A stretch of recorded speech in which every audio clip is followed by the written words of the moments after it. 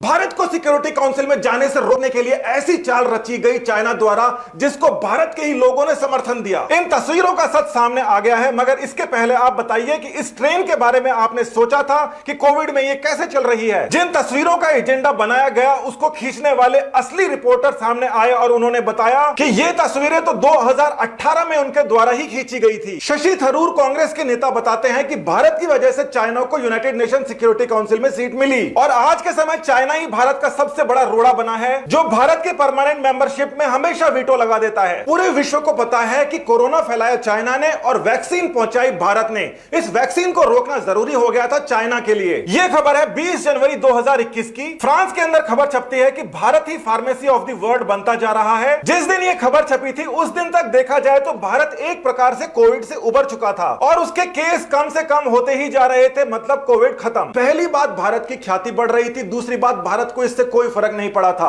इसका फर्क क्या पड़ता है चाइना पे। 12 मार्च तक भारत ने 70 कंट्रियों के अंदर अपने कोविड वैक्सीन भेज दी थी। ये 70 कंट्रियां जो हैं उनके पास में वोटिंग राइट्स होती हैं और उसकी वजह से भारत पहुंच सकता है यूनाइटेड नेशन सिक्योरिटी काउंसिल के अंदर। इस ऑपरेशन को वैक्सीन मैत्री का नाम दिया गया, वसुधैव कुटुंबकम को चरितार्थ किया गया। तो 20 जनवरी से लेकर मार्च आने तक ऐसा लगा कि भारत इस ऑपरेशन में कामयाब हो चुका है। भारत में सब ठीक चल रहा था, कोविड खत्म हो गया था, वैक्सीन भेजी जा रही थी, इलेक्शंस का अनाउंसमेंट हो जाता है। जैसे ही इलेक्शंस का अनाउंसमेंट होता है, वायरस की एक नई स्ट्रेन बंगाल में पता नहीं कैसे पहुंच जाती है। कहां से आई है ये स्ट्रेन इसका बिल्कुल पता नहीं, मगर पूरे के पूरे भारत के अंदर ये फैल जाती है। माहौल पूरा बदलने वाला था, भारत के खिलाफ बनने वाला था, भारत के अंदर भी और भारत के बाहर भी। ये पुरानी फोटोज अचानक से फैला दी जाती है, हर जगह यही दिखाई देने लगती हैं। बहुत सारी पुरानी और नई फोटोज को मिक्स करके कई सारी खबरें बनाई जाती हैं और अपने आप ही मान लिया जाता है कि जितनी भी नई डेड बॉडीज हैं ये सारी की सारी कोविड से ही हुई हैं। मतलब सरकार ने इसकी पुष्टि नहीं की, मगर विदेशी मीडिया ने अपने आप छाप लिया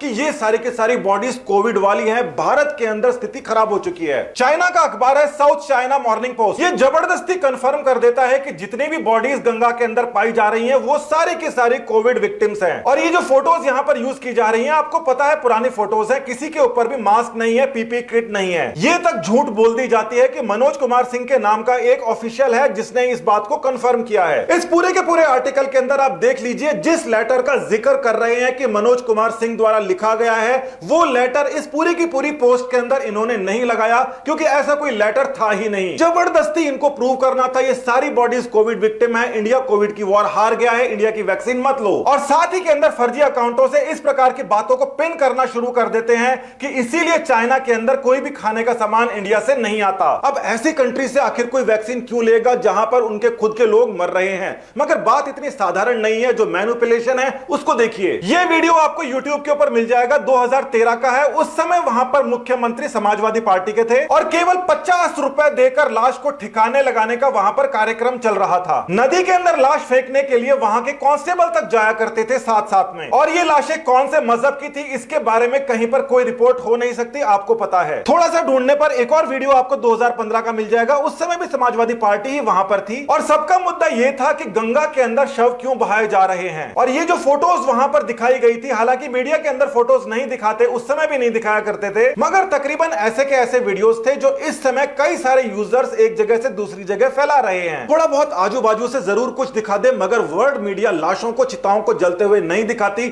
मगर इस बार इंडिया की जो चिताएं थी, लाशें थी, हर जगह फैल रही थी। कतर का ऑफिशियल गवर्नमेंट का जो न्यूज चैनल है अल जजीरा, जिसकी बिल्डिंग हाल ही के अंदर इजराइल ने उड़ाई है, उसके अंदर भी गैर जिम्मेदाराना तरीके से रिपोर्टिंग की गई कि ये कोविड विक्टिम्स हैं। हेडलाइन के अंदर सस्पेक्टेड लिखते हैं, मगर बाद के अंदर ये उसको कंफर्म कर देते हैं। अब इनका सबसे बड़ा झूठ तो ये था कि लकड़ियां खत्म हो गई, पैसे लोगों के पास है नहीं, इसीलिए बहा रहे हैं। मगर किसी ने ये नहीं सोचा कि केवल गंगा किनारे ही मौतें हुई है, बाकी लाशों का क्या हुआ। क्रीमेशन के लिए लकड़ियों का इस्तेमाल ही नहीं किया जाता, उपले भी इस्तेमाल में लिए जाते हैं भारतीय सभ्यता में। और ये जो उपले हैं ये हर घर के अंदर मिल जाते हैं। कम से कम 30% जनसंख्या आज भी इन उपलों का इस्तेमाल करती है खाना पकाने के लिए। बॉडीज को बहाने वाले सारे के सारे लॉजिक फेल थे, बस एक लॉजिक पास था कि इंडिया को किसी भी तरीके से वैक्सीन डिप्लोमेसी से हटाना है, यूनाइटेड नेशन सिक्योरिटी काउंसिल ना पहुंच जाए। वैसे ये बात ठीक है कि अमेरिकी गवर्नमेंट का जो पोर्टल है उसने ये बताया है कि हाँ बॉडीज जरूर फाइंड आउट हुई है, मगर इनके रीजंस अदर देन कोविड-19 है इनके मरने के। तो अमेरिका जो है वो कम से कम सच बोल रहा था, मगर उसके सच के ऊपर लोगों को यकीन ही क्यों करना था। मगर अब आप एक केस देखिए अरब न्यूज का, जिसको फंड करता है सऊदी अरेबिया। ढंग से इस बात को समझिए, ये प्राइवेट इंडिपेंडेंट न्यूज पैनल्स नहीं है, ये सरकार के पैसों से चलने वाले सरकारी मुखपत्र हैं। अब यहां पर ये इंडिया वेरिएंट का नाम जानबूझकर इस्तेमाल कर रहे हैं, जबकि ये चाइना वेरिएंट का करते नहीं है। ये देखिए, यहां पर सर्च किया हमने चाइना वेरिएंट और उस सर्च के अंदर कुछ नहीं निकला, दूसरी खबरें निकलने लग गई। उसके बाद में हमने वुहान वायरस को सर्च करने की कोशिश की तो भी दूसरी अलग अलग खबरें निकलने लगी, क्योंकि इन्होंने वुहान वायरस के नाम से कोई खबर नहीं छापी। यूके वेरिएंट के नाम से भी अरब न्यूज के ऊपर कोई खबर नहीं है। यहां पे अगर कोई खबर है तो केवल और केवल इंडिया वेरिएंट के नाम से खबर है। और इससे बड़ा सबूत आपको क्या चाहिए? भारत को भारत के लोगों से ही बदनाम करवा दो, इंटरनेशनल लेवल पर बदनाम करवा दो, उसकी वैक्सीन डिप्लोमेसी खत्म करवा दो, कैसे भी करके भारत को यूनाइटेड नेशन सिक्योरिटी काउंसिल जाने से रोको। चाइना ने आधिकारिक रूप से जश्न मनाया है अपने रॉकेट के उड़ने का और इंडिया के अंदर चिताओं के जलने का। और ये यहां पर जो चीनी भाषा के अंदर लिखा गया है, समझ लीजिए वहां की सेंट्रल पॉलिटिकल और लीगल अफेयर्स ने इस बात को खुद स्वीकारा है। हर किसी ऐसे वैसे नत्थु खेरे का अकाउंट नहीं है, सेंट्रल लीगल अफेयर्स कमीशन का अकाउंट है,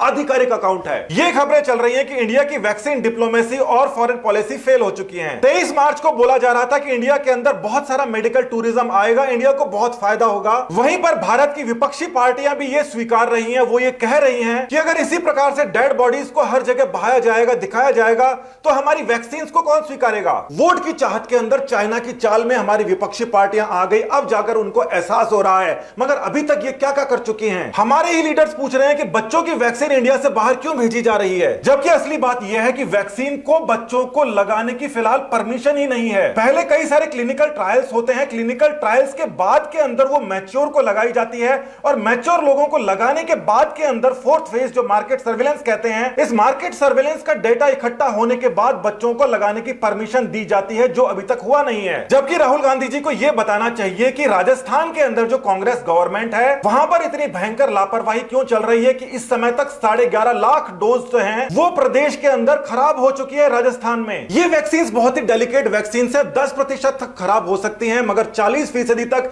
एक जगह खराब हो रही है एक ही राज्य में, जबकि दूसरी जगह 0% खराब हो रही है। इसका मतलब लापरवाही हो रही है राज्य सरकार के द्वारा। फिर भी बड़ी बात यह है कि विपक्षी पार्टियों को अब समझ आ गई है और वो इस प्रोपेगेंडा से दूरी बना रहे हैं। आपको भी इस प्रोपेगेंडा से बाहर निकल के आना होगा और समझना होगा कि हम बार बार वही गलतियां करते हैं, विदेशी चालों के अंदर फंस जाते हैं और अपने ही देश का नुकसान करते हैं। पार्टीबाजी बाद में कर लेना, जब चुनाव आए उसके पहले देश एकजुट होकर रहना सीखे, यही हमारे लिए अच्छा है। बहुत बहुत धन्यवाद, नमस्कार।